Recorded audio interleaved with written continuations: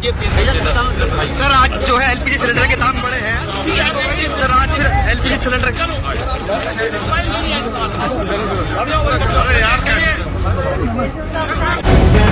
The live TV, सच सबसे आगे। अरे अरे अरे, इतना गुस्सा, वो भी उत्तर प्रदेश के डिप्टी सीएम केशव प्रसाद मौर्य को। सवाल किया था पत्रकारों का सिर्फ इतना कि महंगाई साहब क्यों बढ़ रही है इतनी, इस पर रोकथाम क्यों नहीं है। और देखा आपने किस तरह से डिप्टी सीएम केशव प्रसाद मौर्य तमाम पत्रकारों को झिड़कते हुए आगे बढ़ते चले गए। नमस्कार, मैं हूं प्रज्वल गौतम और आप देख रहे हैं द लाइव टीवी। महंगाई आसमान छू रही है, सोशल मीडिया पर मीम्स बन रहे हैं। प्रधानमंत्री नरेंद्र मोदी, गृहमंत्री अमित शाह, तमाम भारतीय जनता पार्टी के उन नेताओं से अब सवाल किया जा रहा है जो 2014 से पहले यूपीए सरकार को चूड़ियां भेजने की बात करते थे, सिलेंडर लेकर सड़कों पर उतर आते थे। स्मृति ईरानी से लेकर अमित शाह और प्रधानमंत्री नरेंद्र मोदी के उन बयानों को फिर से दिखाया जा रहा है कि आप कितने नाराज हुआ करते थे और कहते थे कि जब मोदी सरकार सत्ता में आ जाएगी तो महंगाई रसातल में आ जाएगी, यानी कि जो दाम है वो बहुत नीचे आ जाएंगे। लेकिन हो रहा है उल्टा।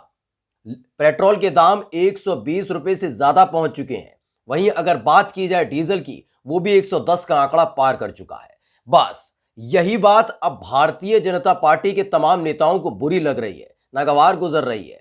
जनता की तो बाद में सुनेंगे, जो उनसे सीधा संवाद कर सकते हैं यानी कि पत्रकार, उनको भी लताड़ा जा रहा है, भगाया जा रहा है, फटकारा जा रहा है और उनकी फजीहत की जा रही है। दरअसल डिप्टी सीएम केशव प्रसाद मौर्य थोड़े दिन पहले ही जिन्ना के मामले पर जो अखिलेश यादव ने एक बयान दिया था कि साथ पड़े थे सरदार पटेल, महात्मा गांधी, जवाहरलाल नेहरू और मोहम्मद अली जिन्ना, उस पर अपना ज्ञान बखारने के लिए इन्हीं पत्रकारों को बुला रहे थे कि आइए मुझसे जानिए कि सच्चाई क्या है। लेकिन इसी बीच एक दौरे पर गए, उसी दौरान किसी पत्रकार ने एक सवाल कर लिया कि साहब ये बताइए कि महंगाई आसमान छू रही है, आम जनता करे तो करे क्या। और उसके बाद क्या हुआ देख ही लीजिए। सर आज जो है एलपीजी सिलेंडर के दाम बढ़े हैं सर। आज फिर एलपीजी सिलेंडर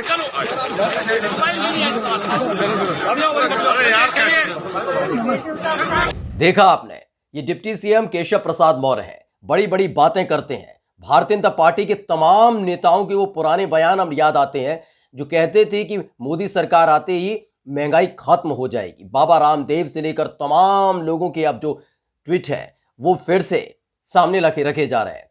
प्रधानमंत्री नरेंद्र मोदी का बयान सामने रखा जा रहा है।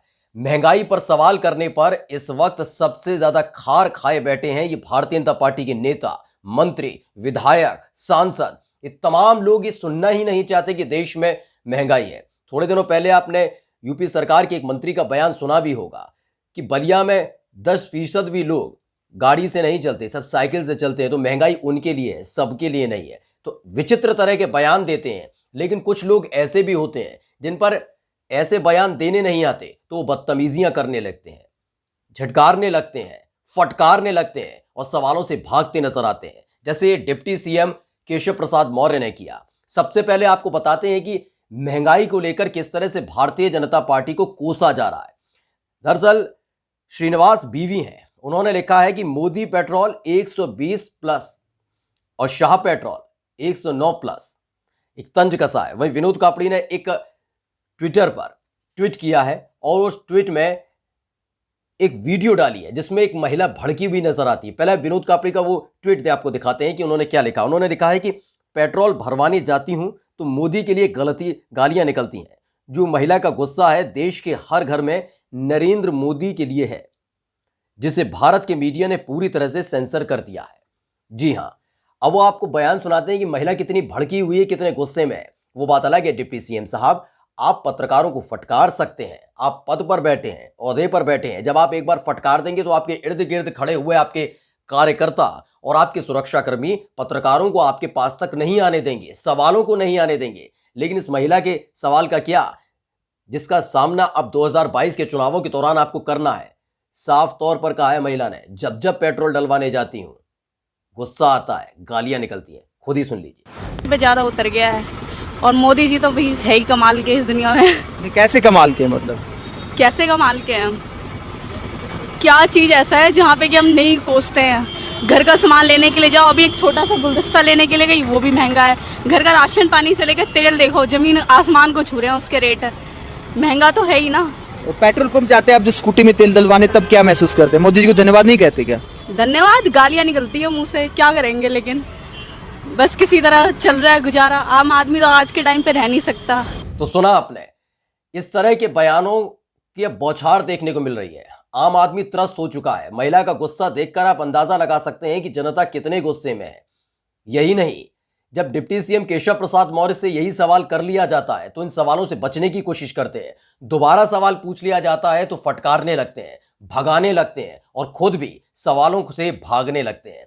लेकिन ये भारतीय जनता पार्टी का कोई पहला मौका नहीं है कि इस तरह का चाल, चरित्र और चेहरा दिखाया हो।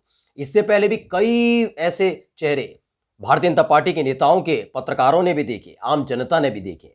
याद करिएगा अमित शाह के तमाम बयान, जब उनसे विरोधियों को लेकर सवाल किया गया, जब उनकी कुनीतियों को लेकर सवाल किया गया, वो किस तरह से फटकारते नजर आते थे। अभी 11 महीने पहले ही की बात है, हैदराबाद में वो चुनाव प्रचार के लिए गए थे। उसी दौरान एक पत्रकार ने सवाल कर लिया था कि जिस तरह से लगातार हर चीज को बेचा जा रहा है, विपक्ष आरोप लगा रहा है, तमिलनाडु और तमाम जगह में जिस तरह से बाढ़ आई, कोई मदद नहीं की गई। बस ये सवाल आखिर उस पत्रकार ने पूछा क्यों? अमित शाह ने क्लास लगा दी थी। कर्नाटका और बीजेपी राज्य में पैसे दिए 1300 कोर्स लाने को, मैं लेटर लिखा प्रधानी को, मगर एक पैसा नहीं आया इधर बोले।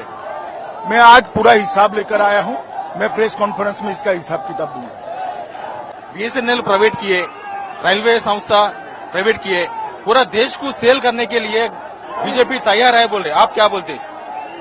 बीएसएनएल को कोई प्राइवेट नहीं किया, हो गया भैया। अब आपको एक दूसरा बयान भी दिखाते हैं। पश्चिम बंगाल हिंसा पर एक सवाल पूछा गया था, उस सवाल को लेकर भी भड़क गए थे अमित शाह। कहने लगे थे कि भारतीय जनता पार्टी के 80 कार्यकर्ता मारे गए। सवाल तो पत्रकारों को पूछने चाहिए। वो कहने से भी नहीं चूके थे कि पत्रकार, उनसे ज्यादा ममता बनर्जी का गुस्सा इन्हें पत्रकारों पर आता है कि उनसे सवाल क्यों नहीं पूछते। वो भी सुन लीजिए। भारतीय जनता पार्टी के 80 कार्यकर्ता मारे गए, क्या जवाब है ममता जी के पास? कौन हिंसा फैला रहा है? और हम तो पूरे देश भर में चुनाव लड़ रहे हैं, केरल में भी लड़ रहे, तमिलनाडु में लड़ रहे, राजस्थान में लड़ रहे, मध्य प्रदेश, दिल्ली, गुजरात, आसाम, कहीं क्यों हिंसा नहीं होती?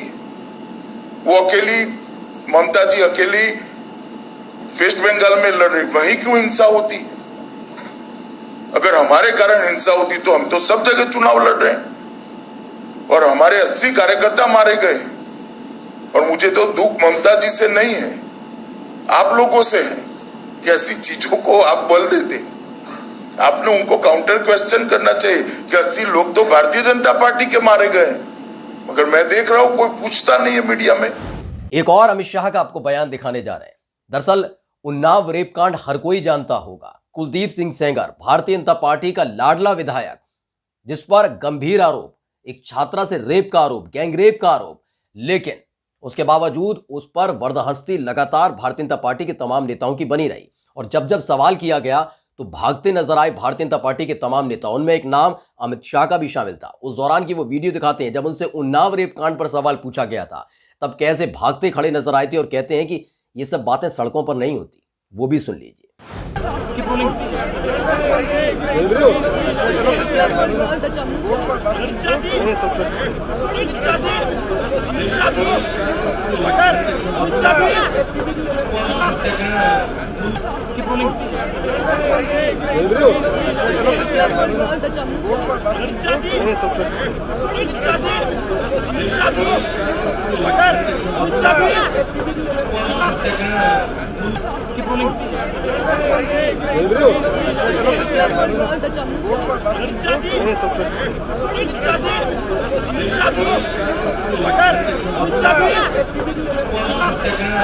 तो आपने तमाम बयान सुने।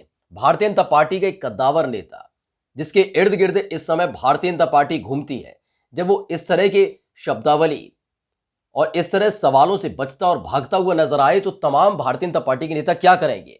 महंगाई को लेकर डिप्टी सीएम से सवाल किया गया तो वो पत्रकारों को झटकारने लगे, फटकारने लगे। ये सीख कहां से मिली? योगी आदित्यनाथ भी याद है आपको, जिस तरह से कोरोना काल में लगातार लोगों की सांसें थम रही थी, जान जा रही थी, ऑक्सीजन की कमी थी, लोग अस्पताल के बिस्तर पर तड़प तड़प कर जान दे रहे थे, उस दौरान सवाल पूछा जाता था तो भड़क जाते थे योगी आदित्यनाथ। और उसी मंत्रालय के मंत्री हैं और डिप्टी सीएम है केशव प्रसाद मौर्य।